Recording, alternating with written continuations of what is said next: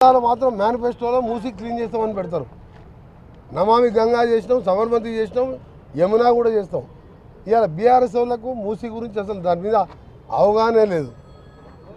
Fluoride మూసి అన్నీ నాశనం చేస్తేనే 11 సీట్లు దేశంలో ఎక్కడ కూడా అంత మెజార్టీ రాకుని ప్రచారం చేయకుండా మా ఎమ్మెల్యే అభ్యర్థిని గెలిపించారంటే 10 ఏళ్ళు మా జిల్లాని నాశనం చేసినాం. కాబట్టి కేటీఆర్ నీకు మీ నాయనకు మా నల్గొండ ప్రజల ఉసురు తగిలే పాపం పండి మీరు పోయినరు. ఎంతసేపు తిట్టిపిస్తారని ఆయన పనికిరాలని తిడితే కూడా టైం వేస్ట్ కదా. మళ్ళీ ఇప్పుడు తిడితే మళ్ళీ పోయి ప్రెస్ చేసుకోవాలి.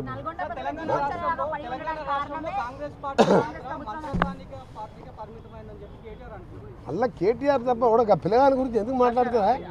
నేను ఎప్పుడు 3వ సారి ఎమ్మెల్యే అయినప్పుడు రాజకీయాలకు వచ్చిండు. దాని గురించి నేను మాట్లాడాలా?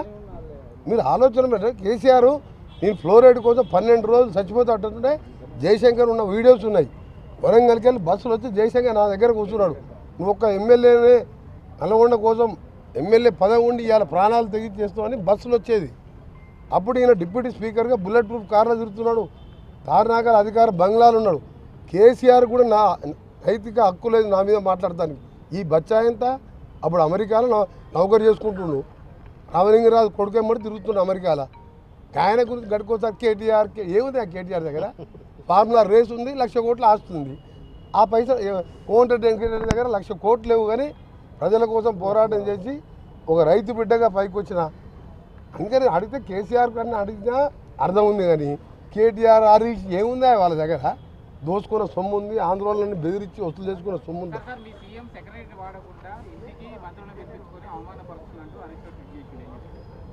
మళ్ళీ హరీష్ రావంటారు మీకు.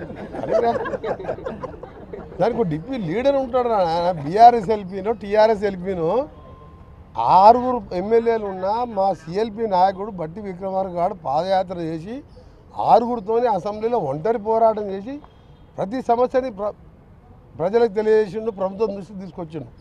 30 మంది ఉండి సరే 10 మంది అంటే వీళ్ళ దోపిడీ తెలిసి వెళ్ళిపోయిన వాళ్ళు.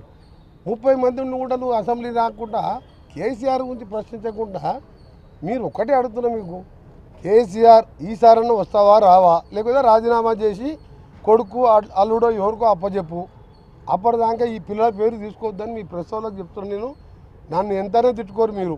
మీరు మామచాడు అల్లుడు, కొడుకు తండ్రి చాడు కొడుకు. మీరు నాలాంటి మాస్ లీడర్ కాదు. మీరు తెలంగాణ కోసం త్యాగాలు చేయలే. మీరు ఏమైనా కలెక్షన్ చేసుకుంటూ బై ఎలక్షన్ చేసుకుంది తప్ప.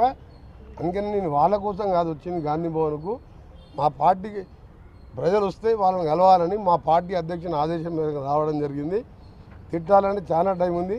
నిన్న నన్ను వాడు వీడు చాలా అన్నాడు. నాకంటే వయసులో చిన్న అయినా కానీ అమెరికాలో చదువుకున్నాడు, గదే నేర్చుకొచ్చుకుని మర్యాద. నేను తిట్టాలంటే తిట్టిననుకో తలకాయ పలికి చచ్చిపోతారు.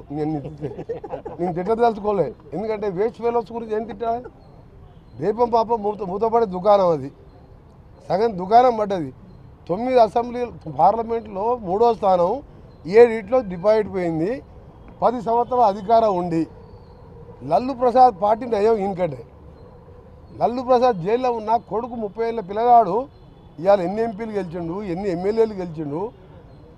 జైలు పోకుండా బయట ఉన్న కేసీఆర్ ఒక్క పార్లమెంట్ గెలవలే. 16 గుండు చిన్న 7 డిపాజిట్ పోయింది. ఇంకా నీ పార్టీ అతను నేను ఆ ప్లేస్లో ఉంటే ఎప్పుడో ఆ పార్టీని మూసేసుకొని ఎగ్జామ్ చేసుకునేవాడిని పోయి. ఇంకేం తిట్టాలి? ఇంకేం తిట్టాలంటే చాలా ఉంది.